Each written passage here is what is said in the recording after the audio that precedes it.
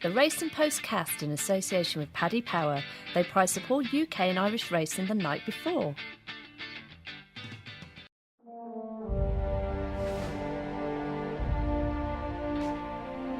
Epic music for an epic race. It's the Investec Derby, 4:30 on Saturday. I'm Sam Laurie. Paul Keeley is in the studio with me, David Jennings and Brendan Duke on the phone to look ahead to the 237th running of the Classic and what looks to be one of the most open races in years. 16 runners going to post. It's going to be a battle just to see who goes off favourite. But Brendan, we'll start with you.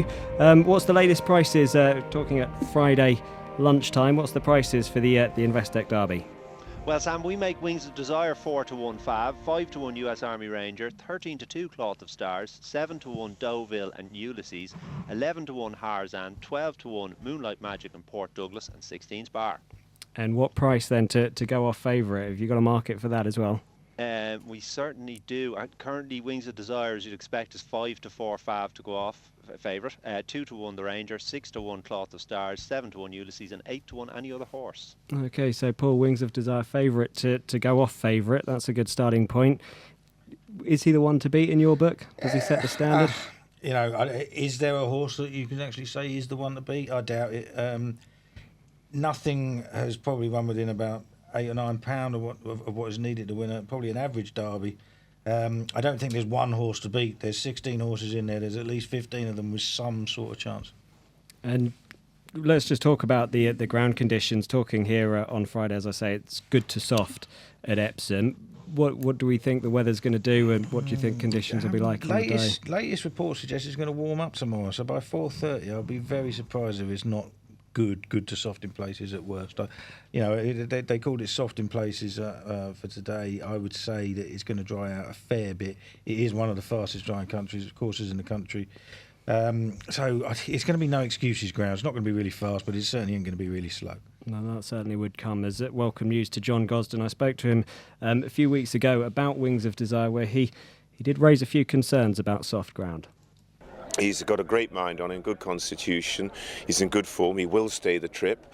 We have to be honest that a lack of experience could be a problem for him in a big field, but at the same time, he's a big boy. I mean, if they run into him, they'll know they bumped into him because he's very solid. If the ground is decent ground, he doesn't want it soft. Soft. There was a lot of rain, that wouldn't suit him, but if it's decent ground, he'll run a big race. What he doesn't want to, when he puts his foot down and it slides and moves around, he doesn't enjoy that very much.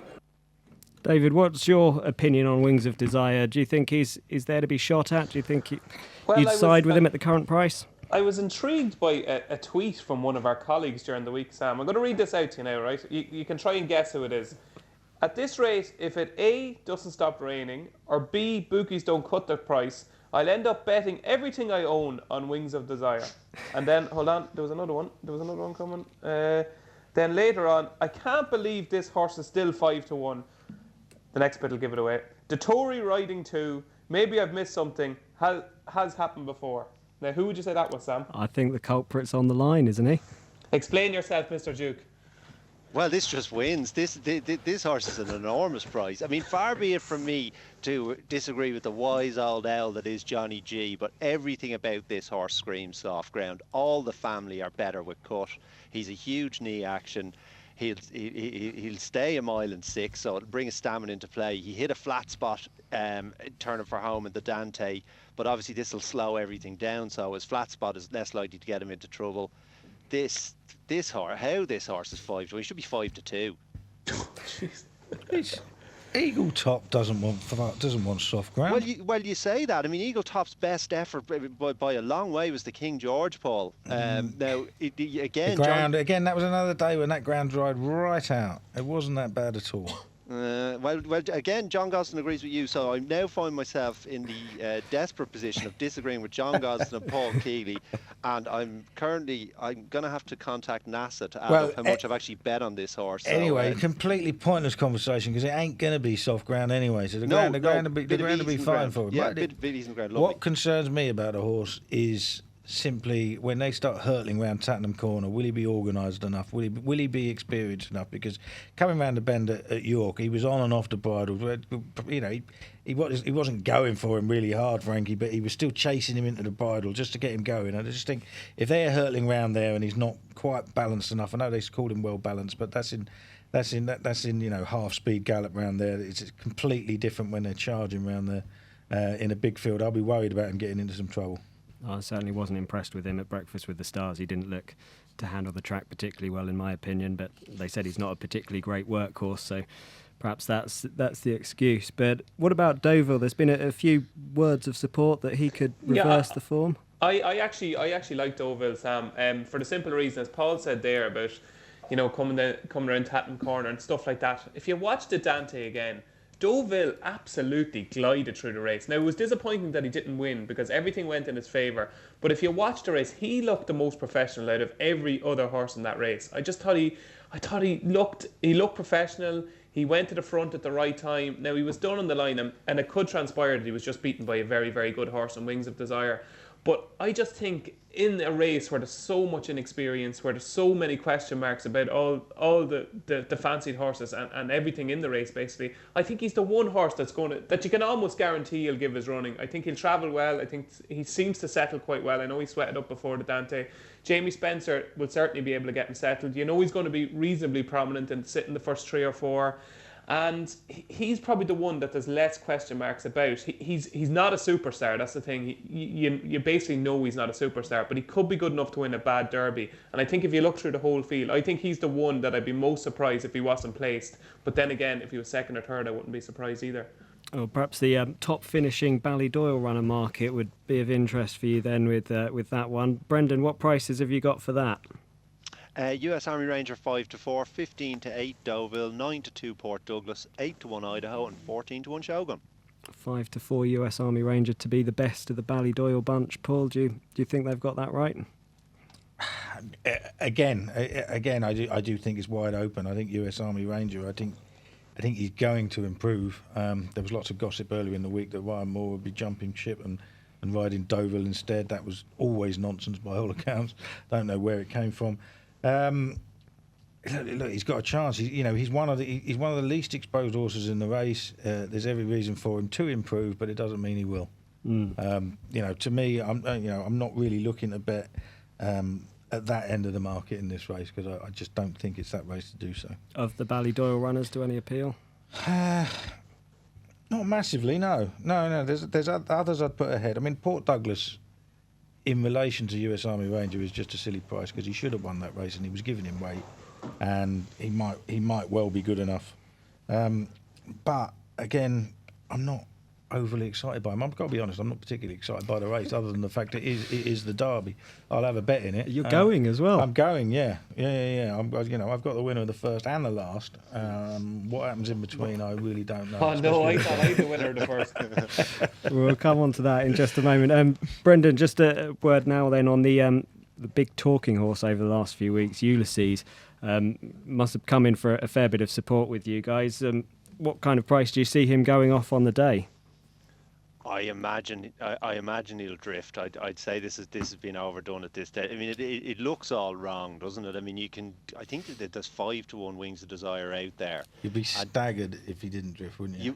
I mean, surely 7-1 a bit of maiden. If he ran in the opening handicap, he'd be top weight by £1, and the top weight is rated 96. Yeah.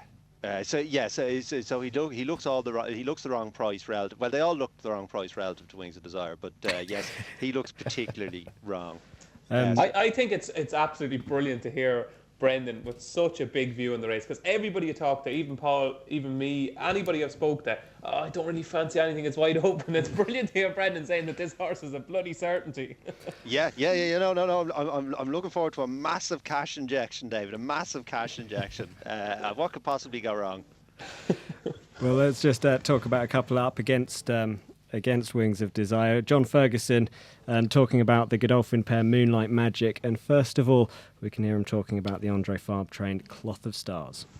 Well, Andre has been very happy with him. I was in Saint-Cloud and saw him win the Prix Greffieux, and you have to say that he quickened away nicely at the end and was doing his best work at the end. He beat Robin of Navan, who's a Group 1 winner, who admittedly was having his first start, but ultimately he's gone and he's done it well, and it was a definite winner of a Derby trial, and we haven't seen too many of those. He's trained by a master, and fingers crossed we'll have a good result. Moonlight Magic is a horse that Jim and his team have been very, very excited about from the very beginning. He won his 2 races as a 2-year-old really well.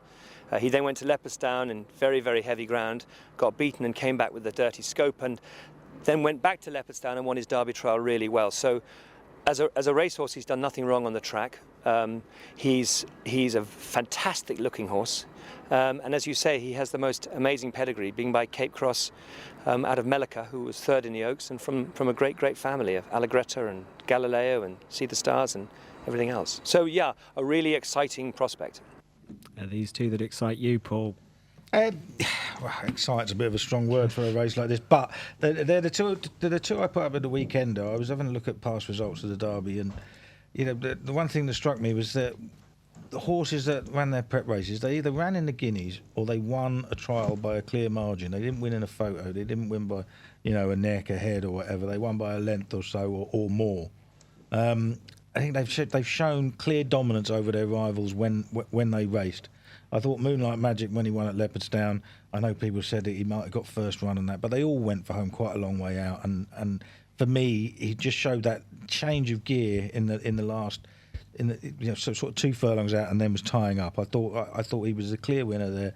Same with Cloth of Stars, that he quickened up really nicely. I give them both excellent chances in a wide open race. And you say there you're looking at some trends. What do you think of the draw then? Still 1 for Moonlight Magic? Just let me tell you, the one thing you need to know about the draw, it is about as important to the destination of the Derby winner as the colour of socks you're wearing. It doesn't make any difference whatsoever. So much nonsense is written about this you cannot believe. Apparently you can't win from stall 1 and 2, right, because no horses have. Do you know the best horse in the last 10 years to run from stall 1 was Bullet Train? He was 13-2. I mean, it's complete nonsense to talk about it. Now, you can go through stats and you can say no horse has won all these races, but the only way you can compare is if you compare handicaps, because horses have theoretically then at least all got the same chance, right? For a start, in the last 10 years, there's only been 23 1-mile 4 furlong handicaps at Epsom with 12 or more runners, right? That's a pitifully small sample. But if it showed something that would suggest that it was a real negative, then you would say, well, hang on a minute, right? But if you ignore from stall 1, if you ignore one horse that unseated its rider at the start, then stall 1, in terms of percentage of rivals beaten, would be the 6th best draw out of the first 15 stalls. All right, so it's absolute nonsense, utter garbage. Don't worry about the draw whatsoever. If Moonlight Magic is good enough, he'll win. If he isn't, he won't. Simple as that. More worried about his rivals, more worried about the ground. Forget the draw. I think we can categorically say that stat's been quashed then. Guys in Ireland, Brendan, what do you make of Moonlight Magic? Is he one we should be latching on to? Yeah, he just got a little bit warm now before the Derrinstown. Hopefully he won't boil over beforehand. But if they can keep a lid on him, he has a definite chance. Sort of behind Wings of Desire, you can throw them up in the air, but he's one you could throw up. Yeah. I think similar comments would apply to Cloth of Stars. Mikel Barcelona said he's a pretty tricky ride. This should be fun, so because Barcelona from a wide draw, this horse could end up in the stands with Paul Keeley. He's got to carry a £7 penalty in Barcelona before you go. Well, back. He's won a Derby, hasn't he? Yeah, he ain't a bad jockey. He knows where the winning post is.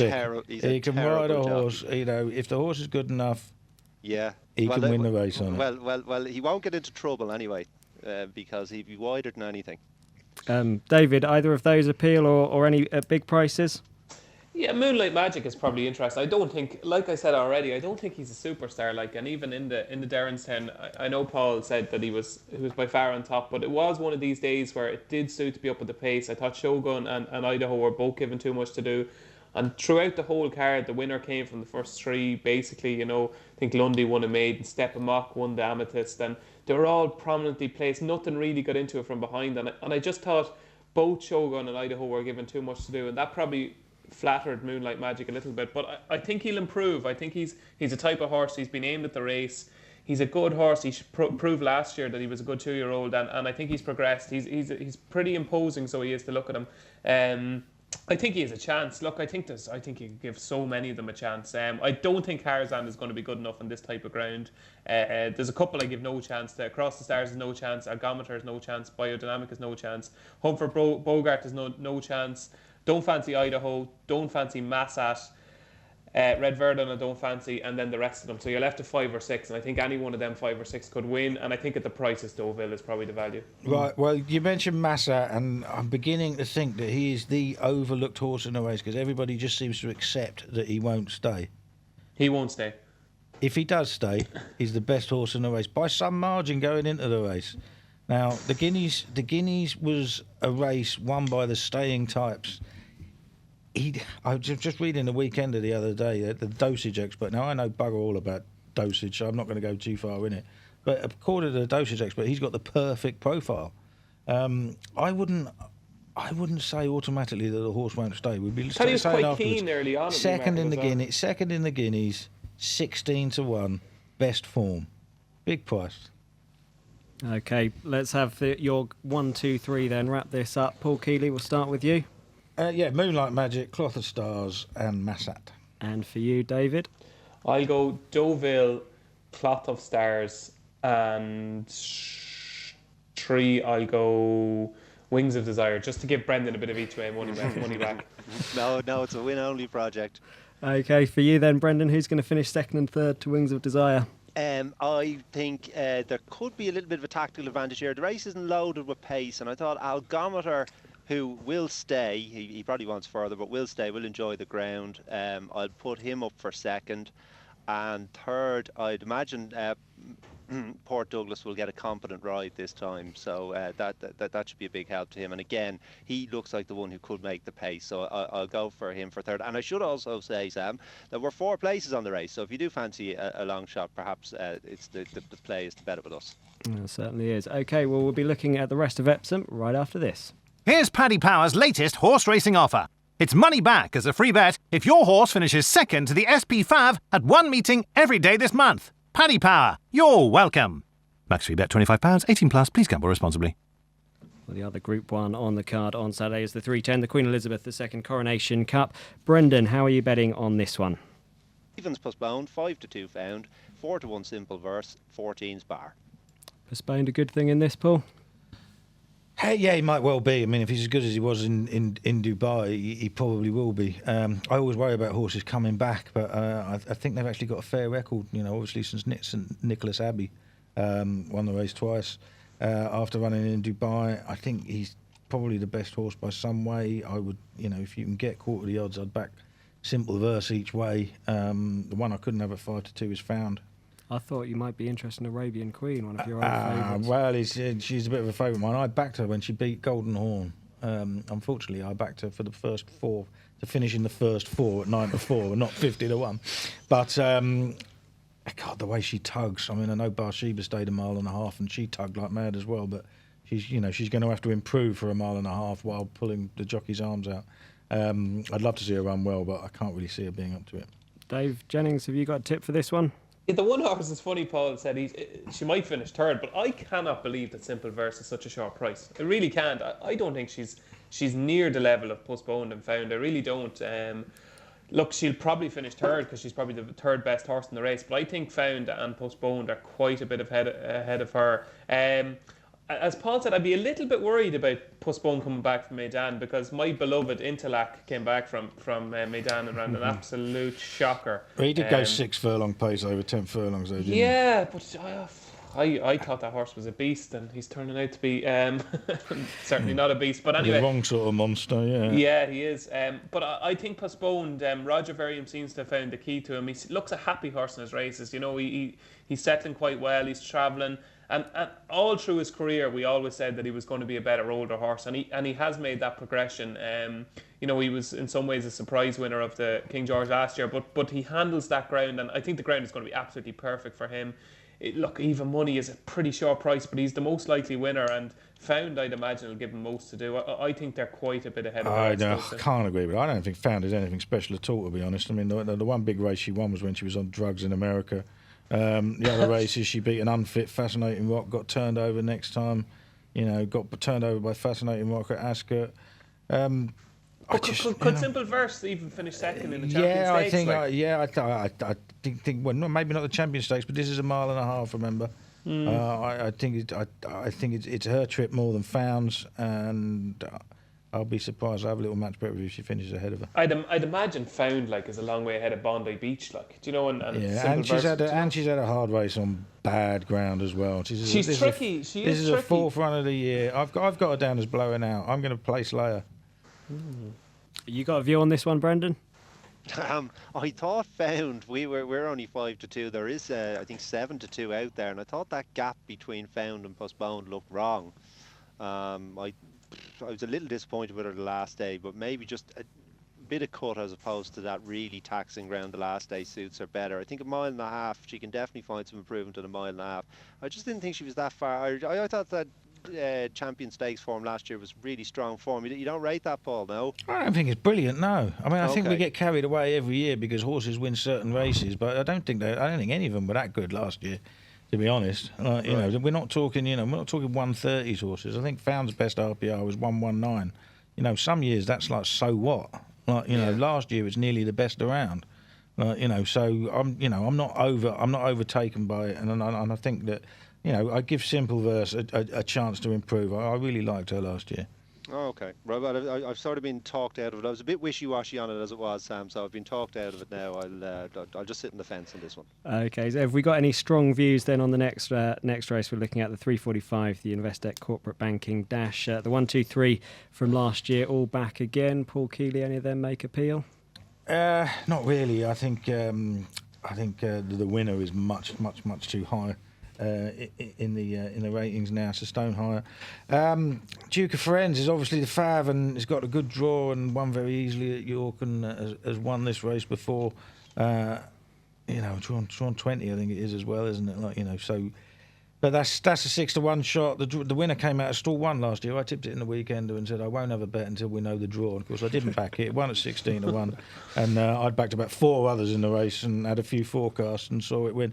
And I've tipped Boom the Groom in the weekender this year, and he's drawn 2, so I'm going to stick with it this time. He was 3rd last year. I think he's an improving horse. I think every race he's run this year has been pretty good. Obviously, the draw is a negative on the straight course, even though the winner came from 1 last year, but I'll take my medicine and I'll back it anyway. And what kind of price is he? 12's with Paddy, I think. Oh, sorry. Boom the Groom is currently 12-1, correct. Okay. Any view on the race yourself, Brendan? I thought there was one there because the draw could the draw even be more significant than normal this year with the bit of cut in the ground, because they often come across to the far side. So I was sort of ruling out horses drawn low, and there's one there, Mucanis, who's been revitalised by blinkers. He's missed the break the last twice, but that mightn't be the worst thing in the world in this race if he can tuck in. Well, if they all come over because the ground is soft, then he's going to really struggle to get through, and that'd be the problem. But as discussed earlier, I don't think the ground's going to be anywhere near that bad by then. No, but it could still confer. Obviously, it's an advantage to be drawn high usually. Anyway, it could be even a slightly bigger advantage in this race. On soft ground, I'd definitely say yes, but I mean, I just don't think it will be that soft, so I'm not going to worry too much about it. It's not going to be fast, it's not going to be quick ground though. No, it's going to be a certain amount of cutness. No, but we'll see. We'll see what happens. Actually, it'll be interesting to see what's happened on Oaks Day, whether the jockeys decide to come over the rail from the round course. That'll tell you whether they think the ground is much faster over there, because on soft ground that's normally what happens. There's a horse in this dash that I've been kind of waiting on for a while. I think Everton is in place, but obviously it's a dash, so you need plenty of luck. But I think Rudy has a super chance. It